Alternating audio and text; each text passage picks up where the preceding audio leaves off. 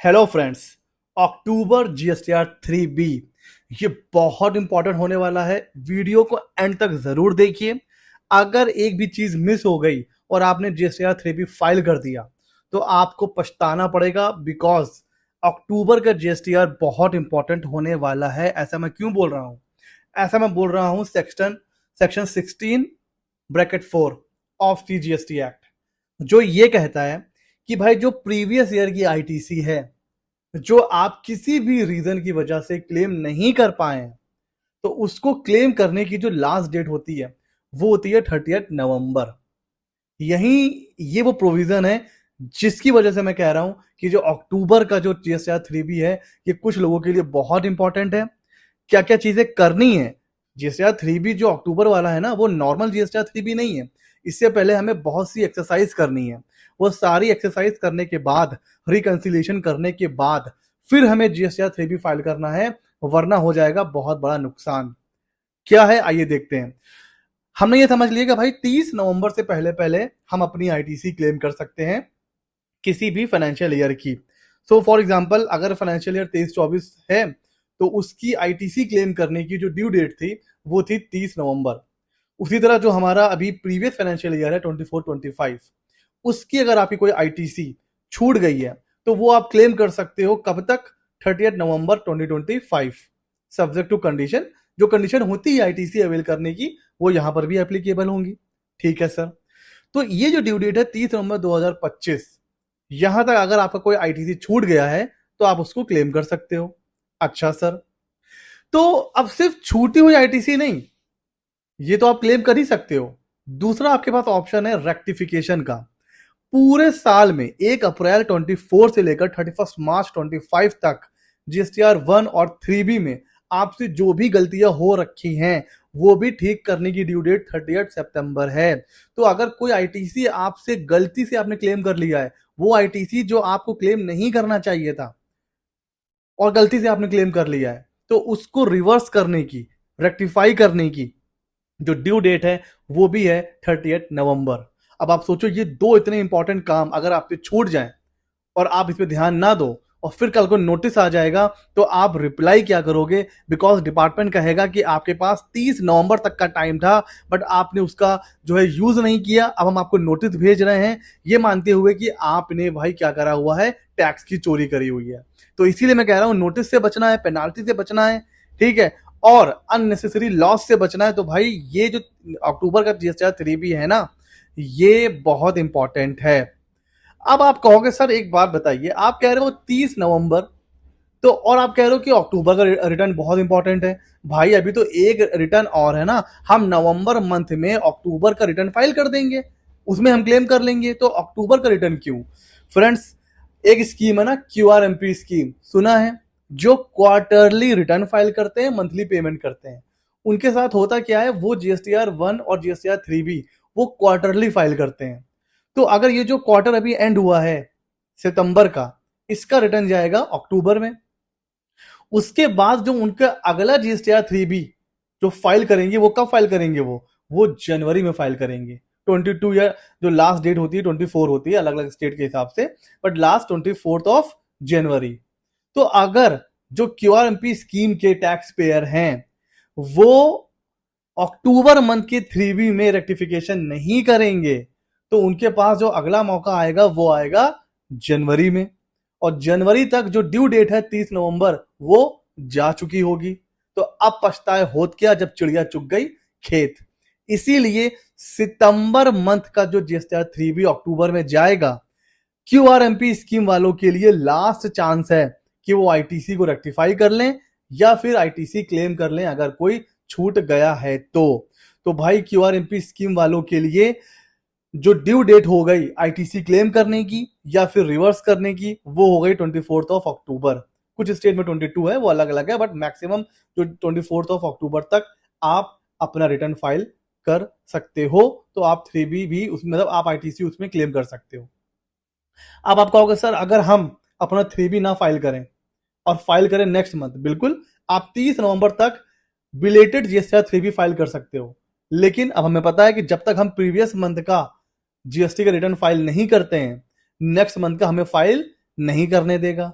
तो अगर आप अक्टूबर का नहीं फाइल करोगे, मतलब सितंबर का फाइल नहीं करोगे, तो अक्टूबर का नवंबर में फाइल नहीं कर पाओगे। तो भाई जितना भी बचने की कोशिश करोगे, अगर आप क्यूआरएमपी स्कीम में हो तो सितंबर का 3B आप फाइल करोगे, उससे पहले पहले आपको आईटीसी का रिकंसिलिएशन करना है, कितना लेना है कितना छोड़ना है वो सारी चीजें। अच्छा सर, आईटीसी जो भी आप क्लेम करोगे, सबसे पहले तो आपको अपना रिकंसिलिएशन तैयार करना है। 1 अप्रैल से लेकर 31 मार्च तक बुक की आईटीसी जो है उसको उठा लीजिए, जीएसटीआर 2B को डाउनलोड कर लीजिए, देखिए वो कौन सी आईटीसी है जो आपके बुक में है लेकिन पोर्टल पर नहीं है। उसके लिए आपको क्या करना है, अपने सप्लायर से बात करिए, फोन करिए, मेल करिए, पर्सनली जाके मिलना हो मिलिए और बोलिए कि आपने अभी तक अपना जो है आईटीसी हमें शो नहीं कर रहा है, अपने जीएसटीआर 1 में उसको शो करिए बिकॉज ये लास्ट मंथ है। एक तो ये काम करना है। दूसरा हो सकता है कि जीएसटीआर 2B में आ रहा है बट आप क्लेम करना भूल गए, तो उसको तो आप ऐसे ही क्लेम कर सकते हो। कभी कभी ऐसा भी होता है कि भाई आपको पेमेंट करना होता है आईटीसी, मतलब जो भी पेमेंट होता है सप्लायर का 180 डेज में करना होता है, ठीक है। अब वो आपने 180 डेज में नहीं किया, तो ऐसे केस में आपको आईटीसी रिवर्स करना पड़ता है। अब आपने उसको जब आप पे करोगे ना, तब वो आप उसको दोबारा आईटीसी आपको मिलेगा, तो वो भी आपको 30 नवंबर से पहले पहले पे कर देना है। और क्यूआरएमपी वालों, आपको तो 24 अक्टूबर से पहले पहले पे कर देना है अगर आईटीसी आप लेना चाहते हो, तो उसके बाद नहीं मिलेगा। इसको भी हम लोग एक प्रैक्टिकल एग्जांपल से अभी समझेंगे। तो भाई आपको करना क्या है, अपनी बुक की आईटीसी को जीएसटीआर 2B की आईटीसी से रिकंसाइल करिए, ठीक है। अच्छा ऐसा भी हो सकता है कि जीएसटीआर 2B में कोई ऐसा आईटीसी है जो आपको नहीं लेना है, मोटर कार का, ब्लॉक आईटीसी, पर्सनल गुड्स का, कुछ अगर ऐसा आईटीसी आ रहा है और आपने उसको क्लेम कर लिया 3B में, अब आपने चेक करा, आपको लग रहा है कि यार ये आईटीसी तो मुझे रिवर्स करना चाहिए था, भाई टाइम है, जीएसटीआर 3B में जब भी आप फाइल करोगे वहां रिवर्स कर दीजिए, कोई नोटिस नहीं आएगा। भाई आपको जब पता चला ड्यू डेट से पहले आपने रिवर्स कर दिया। तो जो आईटीसी आपको लेना है नहीं ले पाए, उसको आपको क्लेम करना है, जो नहीं लेना था ले लिया, उसको आपको क्या करना है, रिवर्स करना है। अलग अलग केस समझें तो देखिए, एक वो आईटीसी है जिसके लिए आप एलिजिबल हो लेकिन आप उसको अवेल नहीं कर पाए, तो अभी क्या करोगे आप, 3B में क्लेम कर लीजिए सर। बहुत सा ऐसा आईटीसी भी हो सकता है जिसके लिए आप एलिजिबल नहीं थे लेकिन आपने उसको अवेल कर लिया है, क्या करोगे सर, रिवर्स कर दो उसको। ऐसा भी आईटीसी होगा जिसके लिए आप एलिजिबल भी नहीं हो और आपने अवेल भी नहीं किया, तो सर कुछ मत करिए, डू नथिंग। आप एलिजिबल भी नहीं थे, आपने अवेल भी नहीं किया, बहुत अच्छी बात है, कुछ मत करिए सर। आप एलिजिबल थे, आपने क्लेम भी कर लिया, बाद में आप इनएलिजिबल हो गए, 180 डेज में आपने पेमेंट नहीं किया, तो अब आपको क्या करना है, आपको रिवर्स करना था, वो आपने नहीं किया, तो मौका है आपके पास, इंटरेस्ट के साथ उसको रिवर्स कर दीजिए। वैसे तो जैसे ही 180 डेज जो है क्रॉस होता है उसके नेक्स्ट 3B में ही कर देना चाहिए, लेकिन आपसे छूट गया तो भाई आपके पास टाइम है, अक्टूबर के 3B में उसको आप उठा करके रिवर्स कर दीजिए। और वो एक ऐसा आईटीसी है जिसके लिए आप एलिजिबल भी थे, आपने अवेल भी कर लिया है, तो डू नथिंग, बैठो आराम से, चिल करो, ठीक है। तो ये वो केसेस हैं, अक्टूबर का 3B से पहले पहले ये एक्सरसाइज आप कर लीजिए अगर इंटरेस्ट पेनाल्टी या फिर परेशानी से बचना चाहते हैं तो। अब ये जो 180 डेज का पेमेंट रूल है ना, इसमें भी कंफ्यूजन होता है, इसको अच्छे से समझ लीजिए। लेट सपोज कि इनवॉइस डेट है 22 अक्टूबर 2024 का, कौन सा फाइनेंशियल ईयर हुआ सर, 24-25 का। अब 180 डेज की जो लिमिट थी वो कब तक हो रही थी, 28 अप्रैल तक। आपने पेमेंट नहीं किया, आपको 20 अप्रैल तक पेमेंट कर देना चाहिए था इनवॉइस का, बट आपने नहीं किया। आपने एक्चुअली पेमेंट करा है 15 दिसंबर 2025 को। अब आपको आईटीसी मिलेगा नहीं मिलेगा, क्योंकि आईटीसी की जो डेडलाइन है, जो कट ऑफ डेट है, वो है 30 नवंबर। तो देखिए फ्रेंड्स, इस केस में क्या होगा, अगर आपने पेमेंट कर भी दिया 15 दिसंबर 2025 को, तो रूल तो ये कहता है कि जब आप पे करोगे आपको आईटीसी मिल जाएगा, लेकिन लेकिन जो डेडलाइन है, जो कट ऑफ डेट है, उससे पहले आपको पेमेंट करना है। आपको पेमेंट करना चाहिए था 30 नवंबर तक, तब आपको मिल जाता आईटीसी, बट आपने नहीं पे करा। तो जब आपने करा है 15 दिसंबर को, तो जो कट ऑफ डेट है वो जा चुकी है, तो भले ही आपने पेमेंट कर लिया, आप अब आईटीसी को रीअवेल नहीं कर सकते। तो क्यूआरएमपी स्कीम वालों, अक्टूबर में जब आप 3B फाइल करोगे उससे पहले पहले चेक करो कौन सा पेमेंट है जो आपने नहीं किया है, उसको करो और आईटीसी अवेल करो अपने 3B में। और अगर नहीं किया है पेमेंट और आप कर भी नहीं सकते हो तो एक शरीफ बच्चे की तरह उसको रिवर्स कर दो।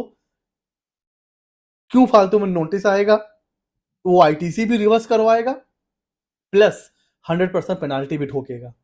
तो अगर आपको लग रहा है कि यार मैंने पेमेंट अभी नहीं किया है, 180 डेज हो चुके हैं और अभी पेमेंट कर भी नहीं पाऊंगा 3B तक, तो अगर आप डिले कर सकते हो 3B तो डिले करते चले जाओ। कब तक? 30 नवंबर तक। उससे पहले पहले पेमेंट कर दो, आईटीसी ले लो। ठीक है, आपको लग रहा है नहीं अभी पैसे ही नहीं है तो भाई आईटीसी को रिवर्स कर दो, क्योंकि वो आईटीसी जिसके लिए आप एलिजिबल नहीं हो उसको अवेल मत करो, बहुत हैवी पेनाल्टी है। तो ये वो एक्सरसाइज है क्यूआरएमपी स्कीम वालों जो आपको अक्टूबर मंथ के 3B से पहले पहले करनी है, और जो नॉर्मल रिटर्न फाइल करते हैं उनको भी ये एक्सरसाइज कर लेनी है। वो ये ना सोचे बहुत टाइम है, उनको नवंबर रिटर्न से पहले पहले, नवंबर 3B से पहले पहले ये सारी एक्सरसाइज करनी है। तो ये बहुत इंपॉर्टेंट, ये जो 2 रिटर्न अभी आने वाले हैं, एक अक्टूबर वाला और एक नवंबर वाला, ये बहुत इंपॉर्टेंट 3B है, इसको बहुत ध्यान से फाइल करिए। ये नॉर्मल जीएसटी 3B नहीं है, बिकॉज ये आपकी कट ऑफ डेट है, इसके बाद आपके हाथ में कुछ भी नहीं रहेगा। एक चीज और आपके हाथ में है, वो है नीचे के सब्सक्राइब बटन। अगर अभी तक सब्सक्राइब नहीं किया है तो ऐसे ही मजेदार वीडियोस के लिए हमारे चैनल सीए मित्र 24 को सब्सक्राइब कर लीजिए। मिलते हैं अगले नॉलेजेबल वीडियो में।